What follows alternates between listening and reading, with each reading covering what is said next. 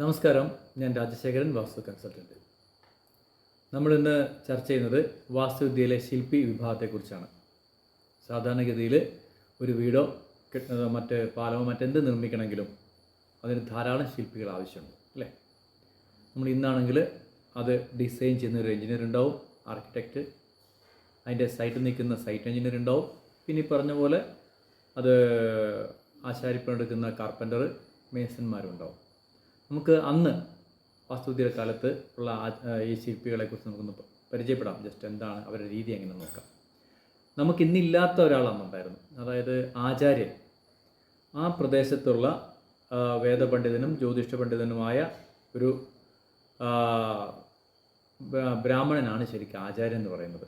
ബ്രാഹ്മണൻ എന്ന് പറയുമ്പം ജാതിയല്ല, ബ്രഹ്മജ്ഞാനിയായ ഒരു കക്ഷിയാണ് ആചാര്യൻ എന്ന സങ്കല്പത്തിലുള്ളത്.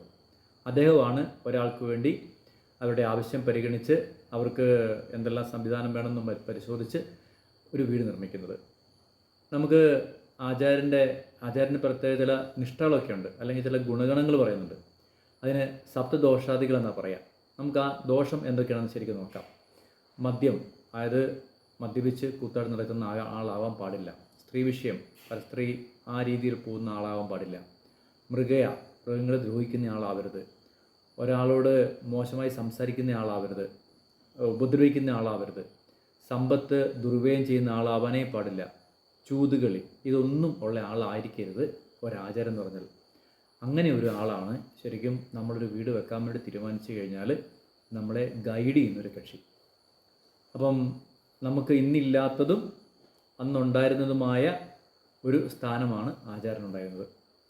ഇനിയിപ്പോൾ അടുത്ത ആളാണ് സ്ഥപതി എന്ന് പറയുന്നത്. ശരിക്കും നമ്മുടെ ആർക്കിടെക്റ്റിൻ്റെ അതേ സ്ഥാനമാണ് സ്ഥപതിക്കുള്ളത്. അദ്ദേഹത്തിനും മേൽപ്പറഞ്ഞ സപ്തദോഷങ്ങൾ ഉണ്ടാവാനേ പാടില്ല. മാത്രമല്ല, അദ്ദേഹം ഡിസൈൻ ചെയ്യാൻ അവിടെ ജ്യോതിഷ പണ്ഡിതനായിരിക്കണം. അവിടുത്തെ ഭൂമി പോയി നോക്കി പരിശോധിച്ച് കാര്യം തീരുമാനങ്ങൾ അറിവുള്ള ആളായിരിക്കണം. അത്തരം കാര്യങ്ങൾക്ക് നല്ല പ്രാവീണ്യമുള്ള ആളാണ് ശരിക്കും സ്ഥപതി എന്ന് പറഞ്ഞാൽ. ഇനി തൊട്ടടുത്ത ആളാണ് സൂത്രഗ്രാഹി. നമ്മുടെ സൈറ്റ് എഞ്ചിനീയർക്ക് സമാനമായ ആളാണ് സൂത്രഗ്രാഹി.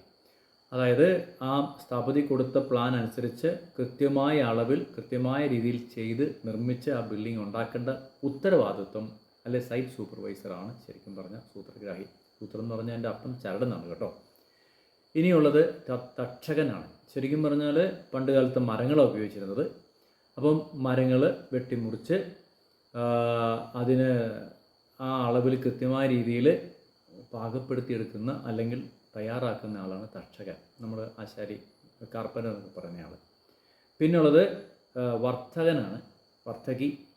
അതായത് ഈ വെട്ടിമുറിച്ചുണ്ടാക്കിയ വസ്തുക്കളെ കൊണ്ട്, കല്ലാണെങ്കിൽ കല്ല്, മറ്റെന്തെങ്കിലും ആണെങ്കിൽ അതിനെ കൊണ്ട് ആ ബിൽഡിങ് അല്ലെങ്കിൽ ആ വസ്തു ഉണ്ടാക്കുന്നയാളാണ് വർത്തകൻ.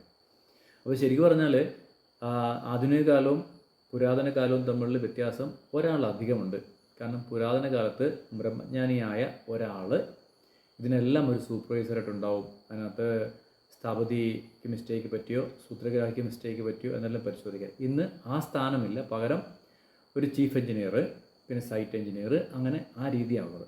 അപ്പോൾ നമുക്ക് പ്രാചീന കാലത്തെയും ഇന്നും വ്യത്യാസം മനസ്സിലായി കാണുമല്ലോ. നമുക്ക് പുതിയൊരു വിഷയം വരും ദിവസം കാണാം. നമസ്കാരം.